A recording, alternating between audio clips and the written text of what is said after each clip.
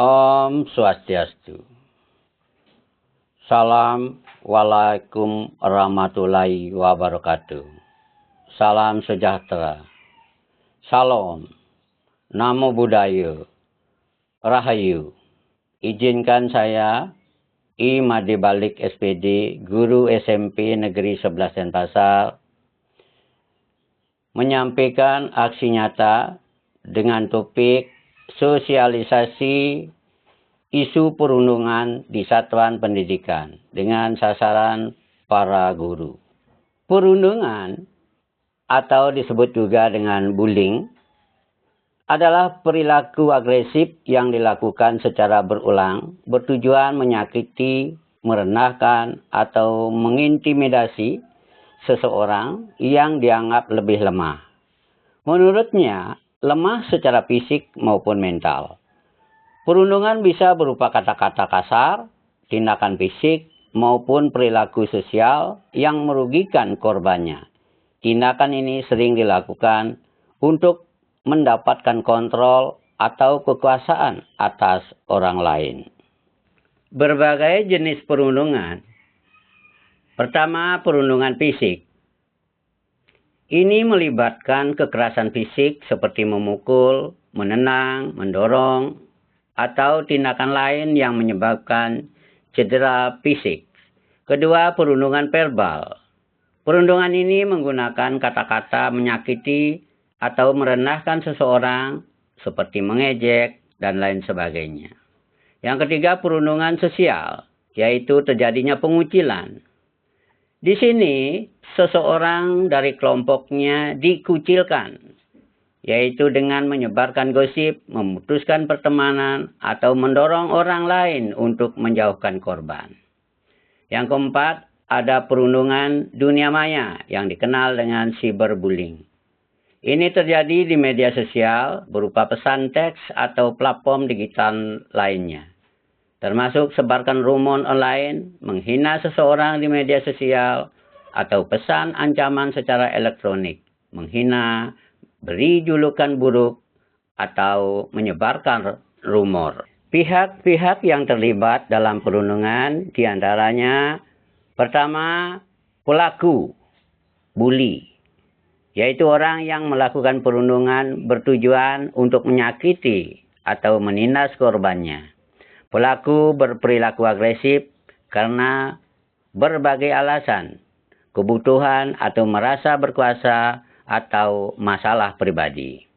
Yang ketiga, korban atau victim, yaitu individu yang menjadi sasaran perundungan, biasanya dianggap lebih lemah atau kurang mampu membela diri.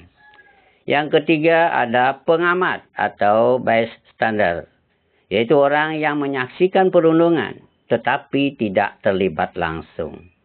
Pengamat bisa menjadi pendukung korban atau mendukung pelaku, atau bisa juga memilih untuk tidak melakukan apa-apa. Waktu dan tempat perundungan dapat terjadi, pertama di sekolah. Terjadi di lingkungan sekolah seperti ruang kelas, kantin, lapangan, di jalan, menuju dan dari sekolah. Yang kedua, lingkungan kerja. Perundungan terjadi di lingkungan kerja berbentuk intimidasi, pelecehan verbal, pengucilan oleh rekan kerja atau atasan. Yang ketiga, di rumah.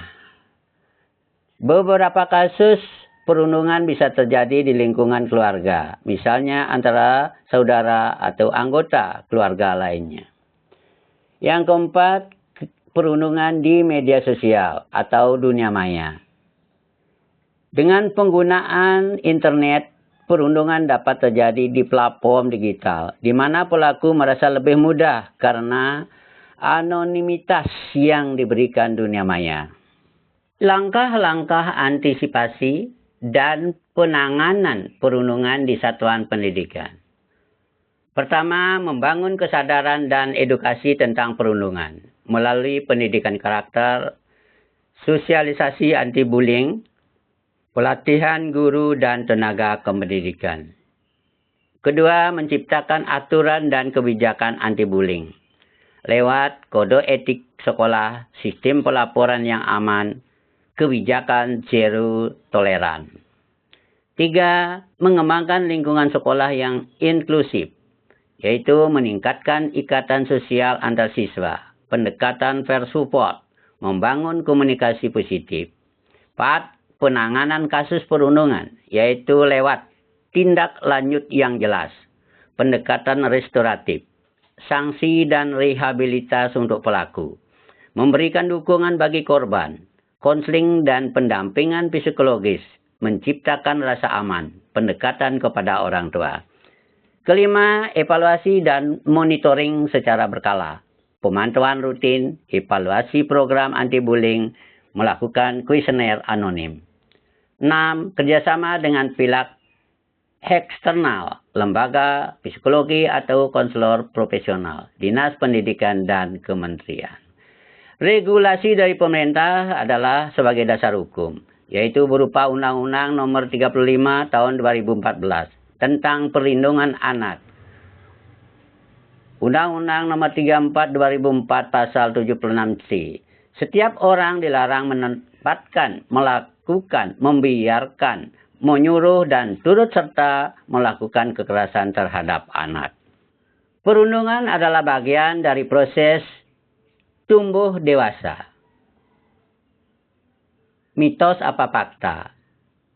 Faktanya di sini, perundungan bukanlah sesuatu yang normal atau seharus terjadi dalam perkembangan seseorang. Karena perundungan berdampak merugikan dan mempengaruhi kesehatan mental dalam jangka panjang. Mitos, hanya anak-anak yang bisa menjadi pelaku perundungan. Faktanya, perundungan dapat dilakukan oleh siapa saja, baik anak-anak, remaja, maupun orang dewasa. Bahkan, perundungan di tempat kerja adalah masalah yang umum terjadi. Mitos atau fakta. Korban perundungan hanya perlu mengabaikannya dan pelaku akan berhenti. Faktanya adalah mengabaikan perundungan jarang menghentikannya.